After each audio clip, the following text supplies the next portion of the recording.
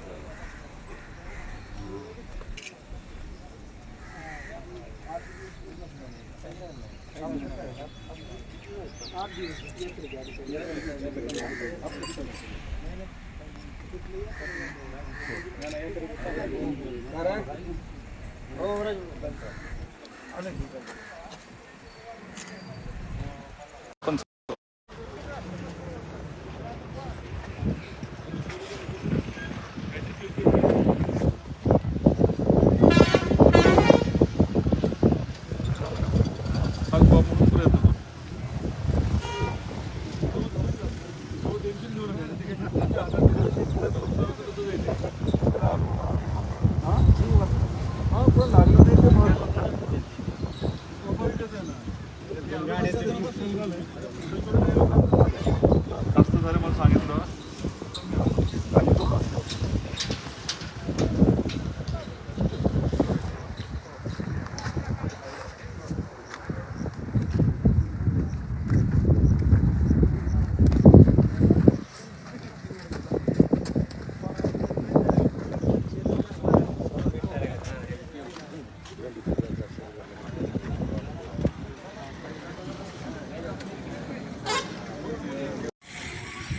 नमस्कार.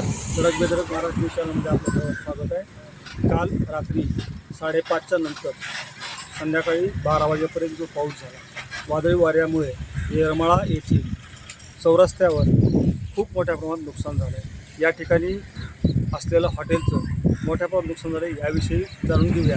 या हॉटेलमधला जो कर्मचारी आहे त्याच्याकडून काय नेमकी परिस्थिती कशी होती किंवा कशा पद्धतीने पाऊस झाला. काय नाव आहे? काय किती वाजता पोहोचायचं? 5:30 दरम्यान. काय झालं? वारं सुटलं, पाऊस जोरात होता, पाऊस वारं काय नुकसान कोणाला लागलं काय?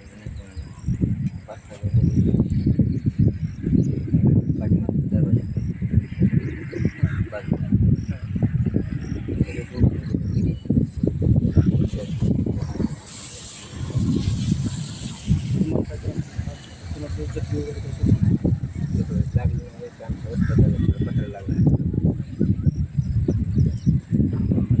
सध्या इथं कुणीही जखमी नसलं तरी खूप मोठ्या प्रमाणात नुकसान झालेलं आहे. या हॉटेलचे मालक जे आहेत ते काळे बघू जाणून घेऊया त्यांनी किती खर्च केला होता, कधी हॉटेल चालू केलं होतं आणि याविषयी काय तर काय सांगा.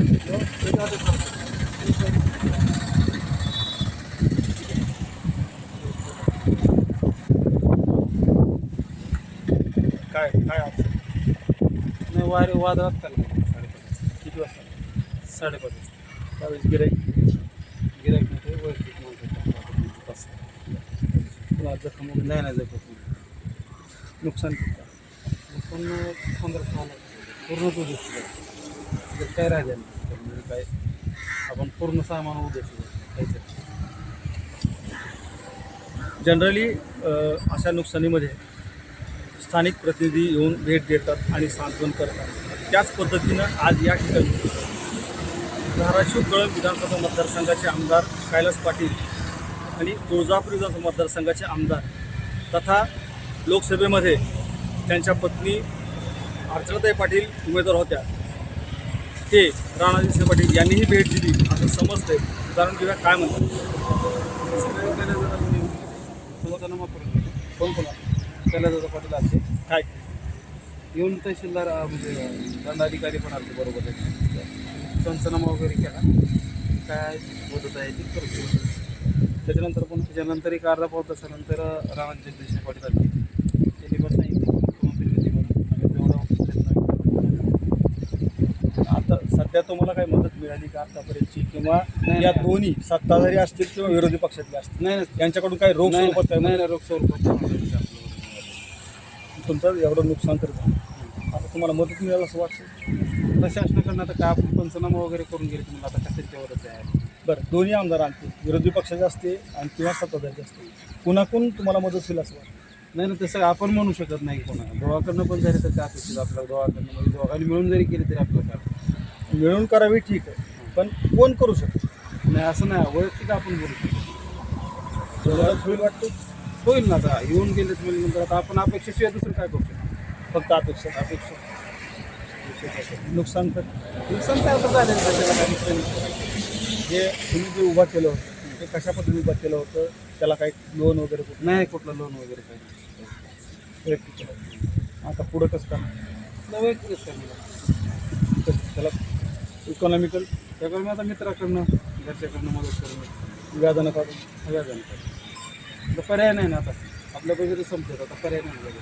बरं किती दिवसापूर्वी केलं ते? 1 महिना 1.5 महिना झाला. प्रॉफिटमध्ये काही काय आणि आता सगळा लॉसच नाही प्रॉफिट 1 महिन्याच का प्रॉफिट काय बिझनेस चालतोय कसा? का बिझनेस चांगला करत होता मग काय पर्याय. आपण बघितलं की सत्ताधारी आणि विरोधी पक्षाच्या आमदारांनी या ठिकाणी भेट दिली, मात्र जो अडचणी सापडलेला असतो त्याला सत्ताधारी असेल किंवा विरोधी पक्ष असेल कोणाकडून का होईना फक्त मदत मिळावी ही अपेक्षा असते. अशाच पद्धतीने सर्वसामान्य माणूस जगत असतो, कोणीही असे ना पण मदत मिळावी हीच अपेक्षा. धडक बेधडक महाराष्ट्र न्यूजसाठी आनंद साखरे, येरमाळा, धाराशिव.